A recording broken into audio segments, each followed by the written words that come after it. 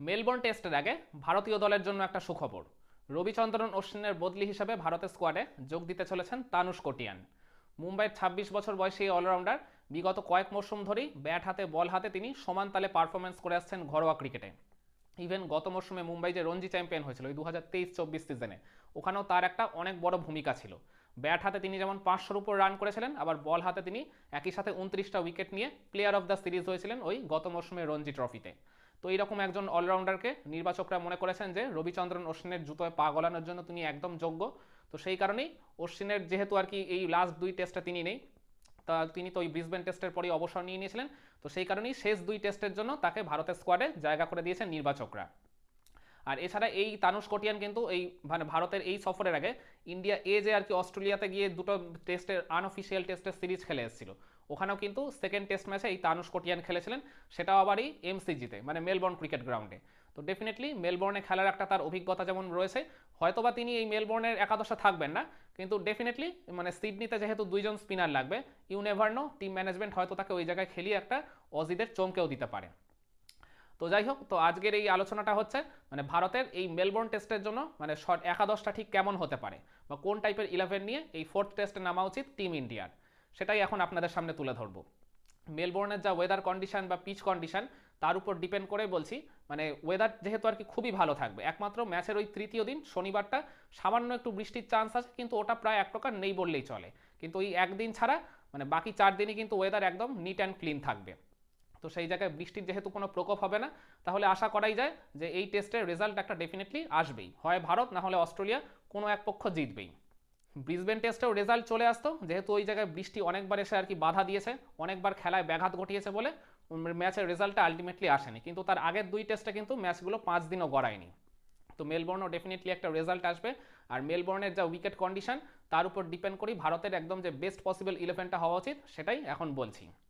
আমি ওপেনার হিসেবে দেখতে চাই ভারত অধিনায়ক রোহিত শর্মা আর যশস্বী জয়সওয়ালকে।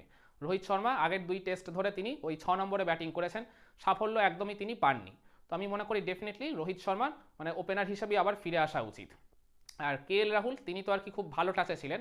তো রাহুলকে অনেকেই বলতে পারেন যে আপনি কি তাহলে তাকে ওপেনিং থেকে সরিয়ে দিতে চাইছেন, এটা কি ঠিক হচ্ছে? আমি মনে করি রাহুল ওই সেই আগে আমি বলেছিলাম একটা ভিডিওতে, তিনি অনেকটা তরকারির আলুর মতো, তাকে যে কোনো পজিশনে খেলিয়ে দেওয়া যায়। আর তিনি এমন একজন ব্যাটার, এমন একজন ক্যালিবারের আর কি তিনি মানে পারফরমেন্স জেনারেটার। তো তিনি যে কোনো জায়গায় এসেই কিন্তু তার ওই মানে তিনি যদি টাচে থাকেন তার সেরাটা তিনি ওই জায়গায় ডেলিভার করে দিতে পারেন। তার ব্যাটিং পজিশনটা কোনো রকম ম্যাটার করবে বলে আমি মনে করি না। মানে তাকে তো আর আমি মিডিল অর্ডারে খেলাবো না, নাম্বার 3-তে আমি রাহুলকে ওই জায়গায় শিফট করতে চাই।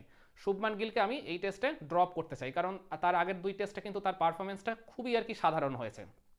তো ওই কারণে শুভমান গিলকে আমি ড্রপ করে রাহুলকে নাম্বার 3-তে খেলাতে চাই আর রোহিত শর্মাকে ওপেনার করে দিতে চাই। Number 4-এ as usual Virat Kohli যতই আর কি শেষ দুই টেস্টে তার ব্যাট আর কি যতই না হাসুক বা সেইভাবে তিনি রানের দেখা না পাক, বিরাট কোহলিকে এই ম্যাচে খেলাতেই হবে।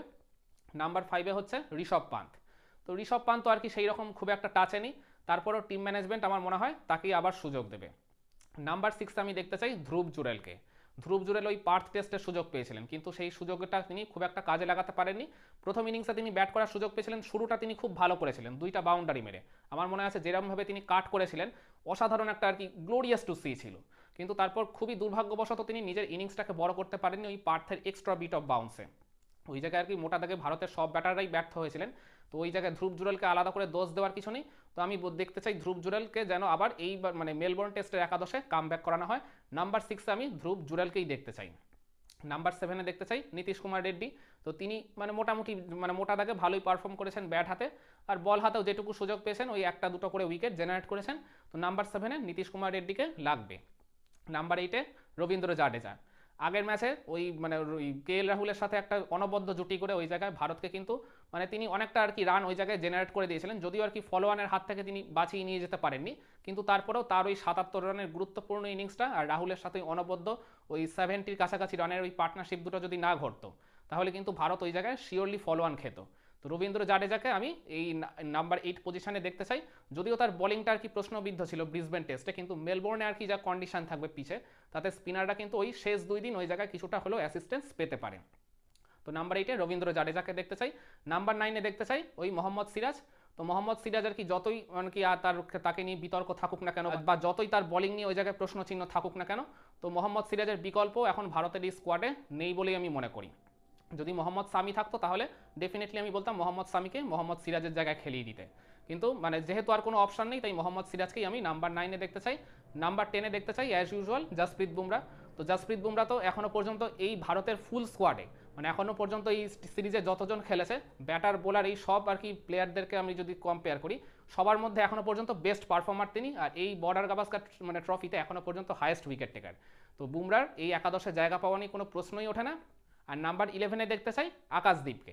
আকাশদীপ ওই গত টেস্টের ফার্স্ট ইনিংসে মাত্র একটাই উইকেট পেয়েছিলেন, কিন্তু তার বলে কিন্তু অনেকগুলো চান্স ক্রিয়েট হয়েছিল, খুবই আনফর্চুনেটলি মানে ফিল্ডাররা ওইগুলো গ্র্যাব করতে পারেনি, আর যার ফলে তিনি ওই জায়গায় অনেকগুলো উইকেট শিকার থেকে বঞ্চিত হয়েছেন। আর এছাড়া মানে ব্যাট হাতে তার যে অনবদ্য পারফরমেন্স ছিল, ওই জাসপ্রীত বুমরার সাথে শেষ উইকেটে 47 রানের একটা অনবদ্য জুটি করে ভারতকে একদম নিশ্চিত ফলোয়ানের হাত থেকে যে বাঁচিয়ে দিয়েছিলেন তিনি, তো তারও কিন্তু ওই জায়গায় অনেক বড় একটা ভূমিকা ছিল। তো আকাশদীপকে আমি দেখতে চাই ভারতের এই একাদশে 4th টেস্টের জন্য। তাহলে ভারতের এই একাদশটা আমি আরেকবার রিপিট করে দিই। ওপেন করবেন ভারত অধিনায়ক রোহিত শর্মা আর যশস্বী জয়সওয়াল। নাম্বার 3-তে KL রাহুল, নাম্বার 4-এ বিরাট কোহলি, নাম্বার 5-এ ঋষভ পান্থ, নাম্বার 6-এ ধ্রুব জুরেল, নাম্বার 7-এ নীতিশ কুমার রেড্ডি, নাম্বার 8-এ রবীন্দ্র জাডেজা, নাম্বার 9-এ মোহাম্মদ সিরাজ, নাম্বার 10-এ জসপ্রীত বুমরা আর নাম্বার 11-এ আকাশদীপ। তো আমার মনে হয় মেলবোর্ন টেস্টের জন্য এটাই সম্ভবত একদম সেরা একাদশ হতে পারে ভারতের জন্য। আর এই টেস্টটা কিন্তু ভারতের জন্য খুবই গুরুত্বপূর্ণ। এক এক অবস্থায় যেহেতু সিরিজটা রয়েছে, আর ভারতকে ওয়ার্ল্ড টেস্ট চ্যাম্পিয়নশিপের ফাইনালে খেলতে গেলে অন্য কোনো টিমের দিকে না তাকিয়ে যদি একদম ডাইরেক্ট কোয়ালিফাই করতে হয়, তাহলে কিন্তু এই বাকি 2টা টেস্ট ভারতকে জিততেই হবে। তো সেই কারণেই আমার মনে হয় এই একাদশটা নিয়ে যদি ইন্ডিয়া ওই জায়গায় মানে একদম তাদের মানে প্রত্যেকটা প্লেয়ারই অলমোস্ট বলতে গেলে নিজেদের সেরা পারফরমেন্সটা যদি অন দ্য ফিল্ড জেনারেট করে দিতে পারে, তাহলে আমার মনে হয় না যে ভারত এই টেস্টে কোনো খারাপ ফলাফল করতে পারে বলে। তো আপনারাও কি আমার সাথে একমত মেলবোর্নে কি ভারতের বা ভারতের টিম ম্যানেজমেন্টের এই একদম সেম একাদশটাই খেলানো উচিত এই ব্যাটিং অর্ডার অনুযায়ী? কি মনে করেন আপনারা? কমেন্ট করে আপনার মতামতটা জানাবেন নাকি?